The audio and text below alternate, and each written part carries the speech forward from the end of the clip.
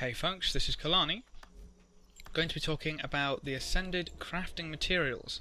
Now, specifically where you can acquire each one and anything worth noting about each one. So, we'll start with Bloodstone Dust, and we'll go through refinements as we can do a refinement, let's be honest. So, Bloodstone Dust is available from Champion loot bags.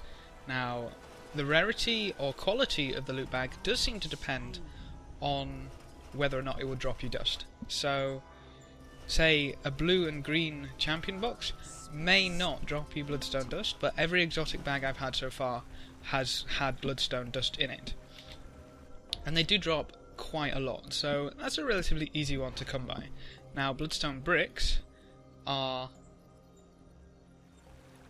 That's not filtered. Bloodstone bricks, there we go, are an Obsidian Refinement. This means that they need Obsidian shards, specifically 2. Now these are available obviously via Karma, via Orion boxes, or the Super Adventure box. So there's a few ways to grab those right now.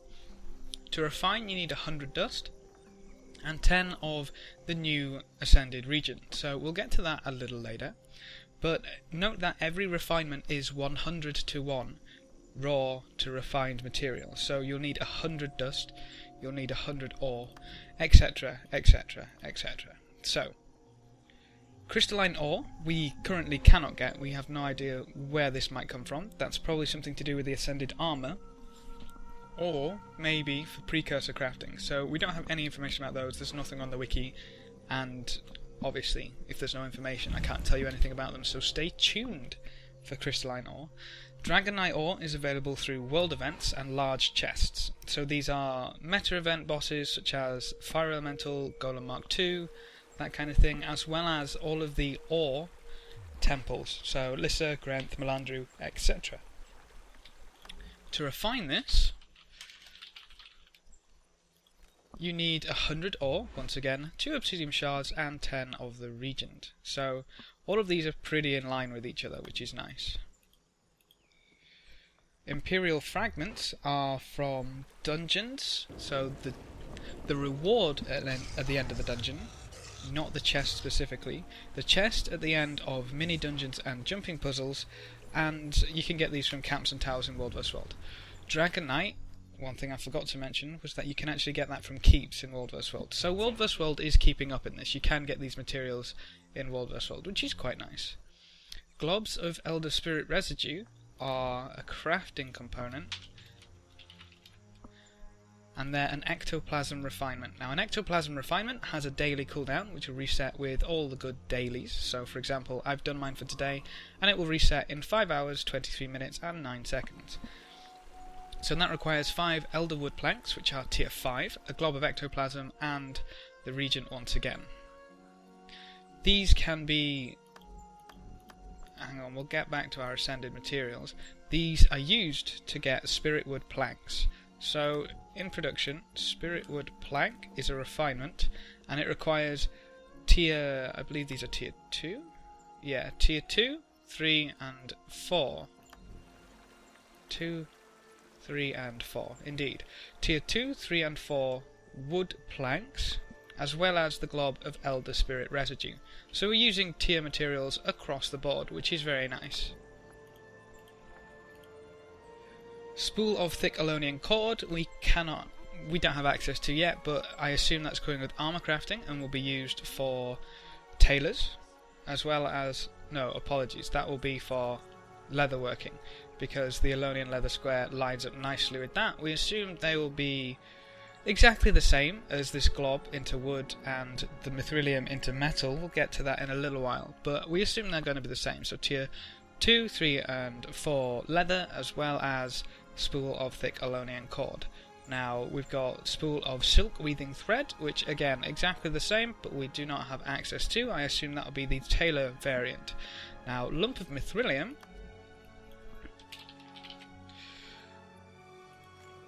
is once again tier 5, 50 ingots for mithril, a glob and regents. Daily reset, so obviously that will reset in 5 hours 20 minutes ish, and that is used to craft Deldrimor steel in much the same fashion. So, Deldry more steel.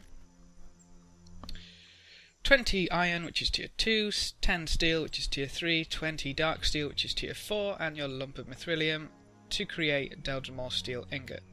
Now, what's interesting about these materials is that all of these ones are tradable. So, all of these ones are tradable. So you can actually buy and trade Spiritwood planks, you can buy and trade Deldrimore steel ingots. They're on the trading post right now. Zunlight Electrum ingot, we don't have any information about its location or whereabouts. However, I can tell you that it is refined from silver, gold and platinum, I believe. We do have something on the wiki there. So to read that for yourself, simply type in wiki Zunlight and that'll bring up whatever you want. So apart from that, we have the Regent, which is purchasable from every weaponsmithing, artificer and huntsman supplier for 14 silver 96 for 10. Glob of Dark Matter is the last one, and this is available through salvaging exotics. Exotics. Specifically exotics.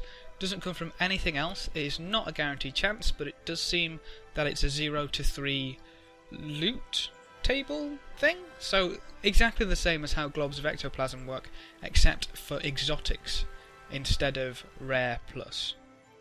Yeah. Other things worth noting are Vision Crystal. Now, the Vision Crystal is required for every ascended weapon that you create. It's a nice play from the original Guild Wars and how you would get ascended in that game. It requires 5 Dragonite ingots, 5 Imperial stars, 1 Augur's Stone, which is available from Miani for 20 skill points, and 5 Bloodstone brick. So, in essence, this will require 500 Dragonite ore, 500 Imperial fragments, and 500 Bloodstone dust. Which is kind of crazy. So, that's everything I believe worth mentioning. That's all of the materials, the Augur's Stone and the Vision Crystal. If you have any questions or queries, please do leave them in the comment section below. I'll try to get back to you as soon as possible. Apart from that, thanks for watching folks, good luck and have fun, and as always, I will see you next time.